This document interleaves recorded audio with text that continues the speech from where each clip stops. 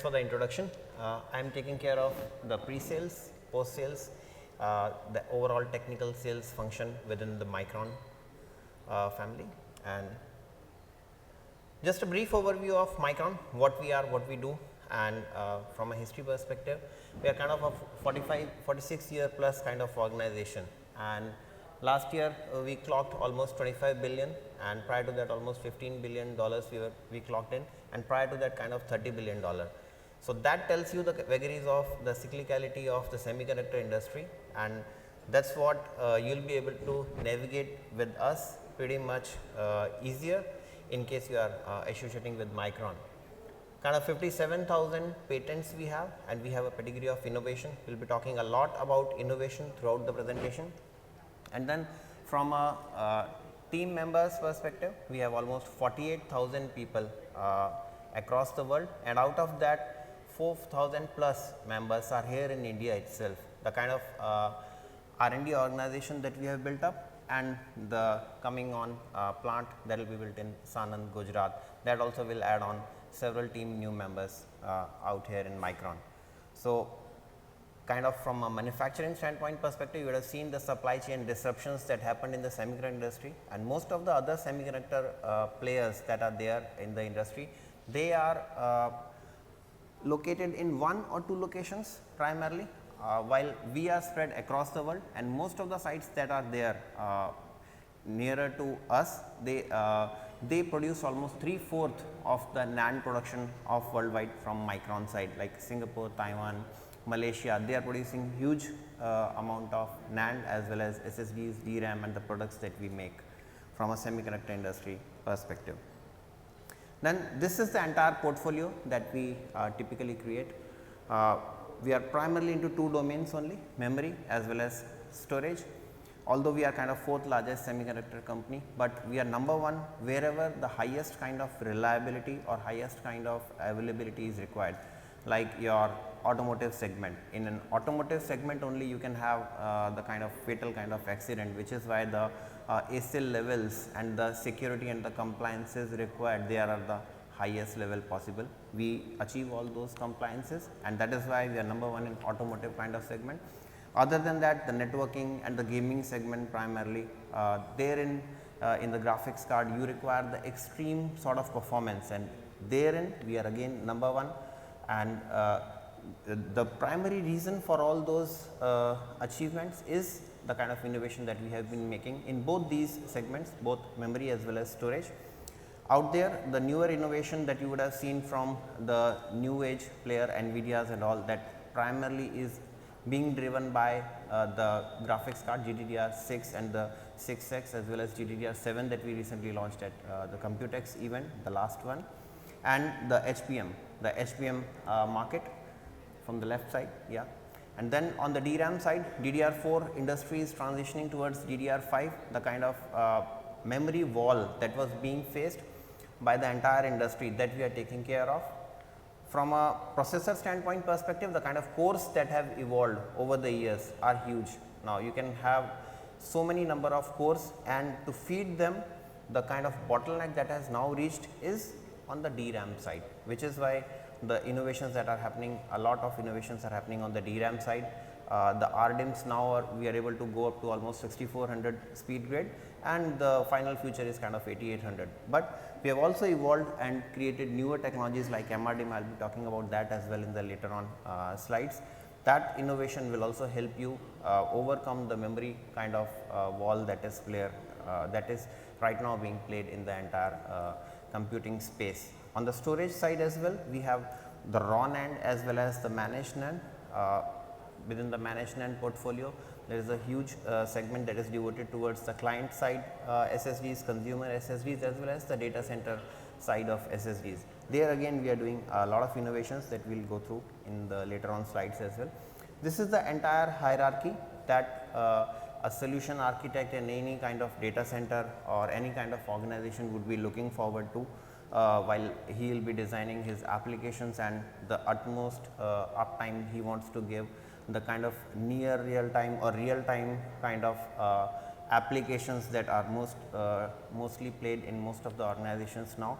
All that is typically dependent upon this type of architecture, At the pinnacle is the near memory out here.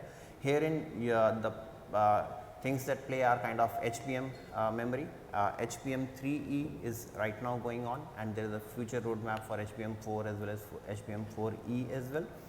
And we are talking to several partners in the country as well as outside to build the kind of solutions that the next stage AI platforms will require, and they all will require kind of in memory kind of computing or very close to processor. All that processing should happen, all that will happen within the memory, and much of it on this near memory.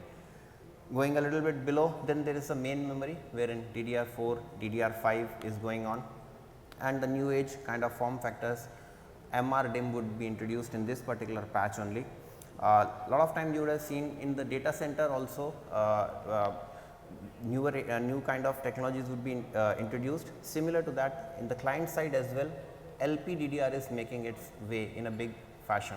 That LPDDR is also going to be utilized within this space of main memory. Then going on to the expansion memory, this is the a new age kind of area. Way back kind of 10 years earlier as well, we were seeing storage class memory being developed. That was this space only, the expansion memory space. Therein also a lot of development has happened. At that point in time, 3D crosspoint was the technology that was developed by Micron, and it played in this particular segment, and that has evolved now, and that has given way to CXL. And with CXL now you can expand to a lot more terabytes of memory within the same server, although your RDIMMs can't do beyond say 2, 3 or 4 terabytes per 2U rack server. Now, if you want to go say for example beyond 4 terabytes within the same single server, at that point in time you would require CXL kind of technologies. A lot of innovation is happening out there, and therein we are building on tools. We are working with IOCTEL as well, the Linux open source initiatives, as well as we are building our own software tools like MX CLI, and that is also being made open source and can be downloaded from GitHub as well, and all those innovations will be passed on to the users. That CXL going forward will help you do all that near memory processing or in memory compute or processing in memory kind of all that use cases, that will be taken care by CXL.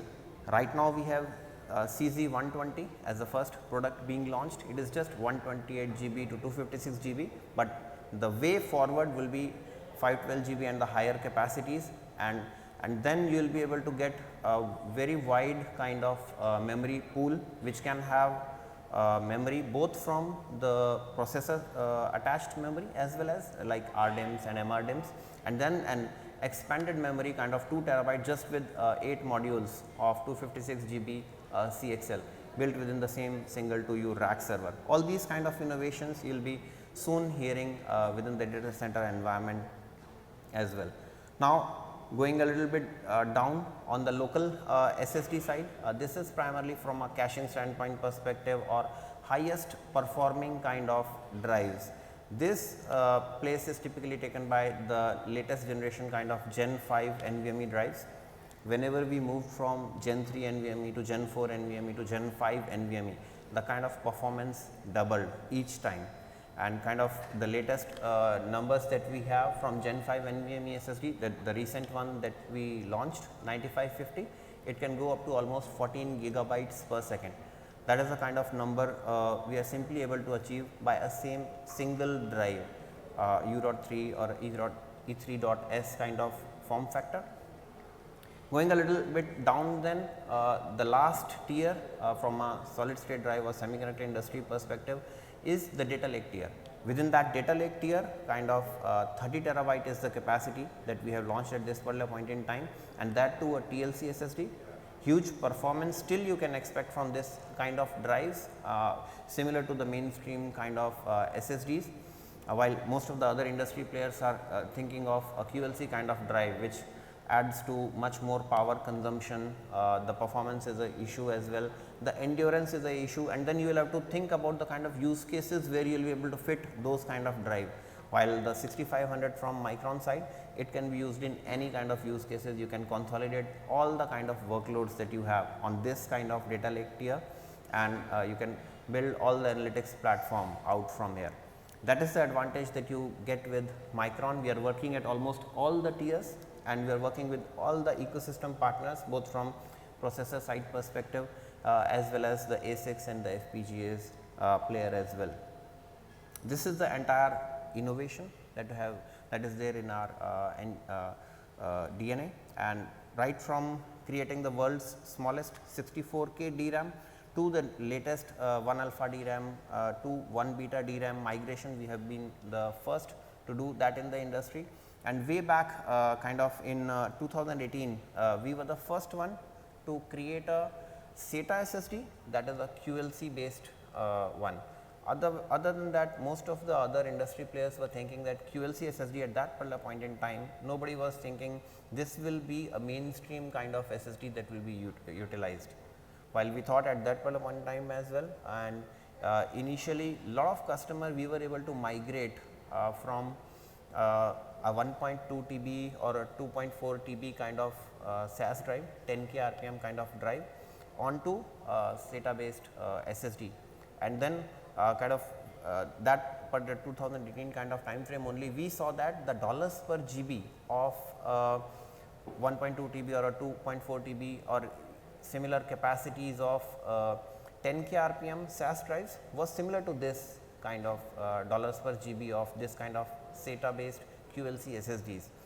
Fast forward, now we have made the kind of drives that can actually compete with a 10K RPM hard disk drive as well on a dollar per GB level at a overall solution side.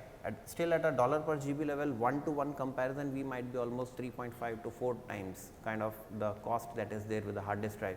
But once you compute that at an overall 2U rack server level, that kind of TCO you will be able to build, in which the SSD solution will be cheaper than a hard disk drive kind of solution as well. Way back, once we were creating the kind of this kind of overall architecture, at the bottom of it there were several hard disk drives playing, 15K RPM drive, 10K RPM drive, and then you will have short stroking being done on some of these as well, and then finally the 10K RPM kind of hard drive, and then started the solid state drives of very small capacities kind of. All those tiers have gone now. The only tier from a hard disk drive perspective that is still there and that is having still a huge market share, that is only the 16 terabyte or higher kind of SSDs. To challenge that kind of SSDs as well, now we have created like our 6500, that is a 30 terabyte kind of SSD, and just yesterday we have announced our 61.44 TB SSD, a single SSD that also is a TLC based SSD. So, you are not worried about performance, you are not worried about endurance, you are not worried about your power factor as well. At 20 watts as well, that kind of drive can have 61 terabyte written into it, and that too within just 3.4 hour kind of time frame.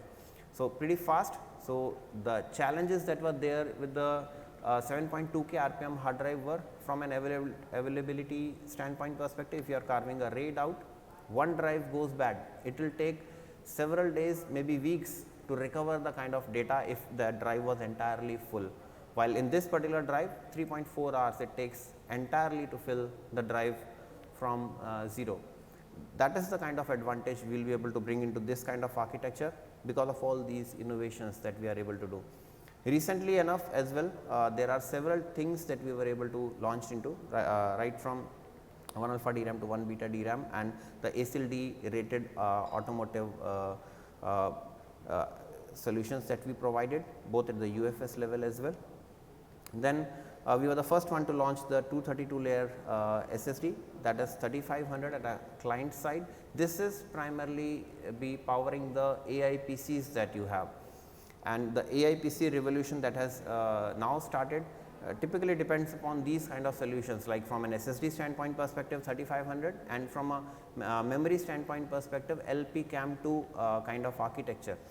And the more LP DRAM is going into a laptop from a new age perspective, Intel's project Athena perspective, all that will help extend the battery life as well as give you much more performance in a very low power footprint, so to say. Then on the consumer side, on We were the first one to move to Gen 5 NVMe way back, and even in Feb 2024 we have revamped the drive T700 that we launched initially, that was having way good performance, and we were the only one from a tier 1 OEM perspective to launch a Gen 5 NVMe SSD, but we revamped the drive, we brought it to the latest 232 layer 3D NAND, and we launched our T705 that goes up to 14 gigabytes per second. So, we just do not innovate, we keep on innovating much ahead of the other industry players, like in this particular case.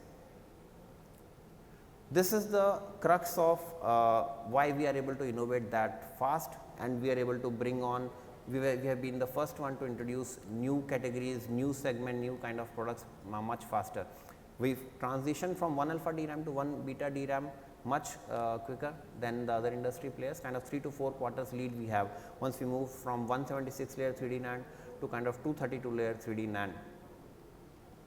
Then this is the entire portfolio, and just want to highlight the Micron 6500. This is the current drive that is having a 30 terabyte kind of capacity at this point in time, challenging the 16 terabyte kind of hard disk drive from an overall TCO perspective. And the new one we have launched on top of this is the 6550 in the same family, bringing the same firmware and the same tool sets, so that the migration from this drive to the next drive would be pretty easier. That goes up to 61.44 terabyte. Now, within a same single 2U server, you can build almost 4 times the capacity with the normal U.2 kind of form factor, and in case you are moving to a E3.S kind of form factor, then the same 1U server can have 20 drives of 61 terabyte, or a 2U rack server can have almost 40 drives of 61.44 terabyte each. So, the entire data that you have, you will be able to consolidate it onto same single drive, and it is a mainstream sort of drive, it is a TLC drive, and a mainstream kind of performance this will be able to give. So, with that I would like to end. If there is any question, I can take that.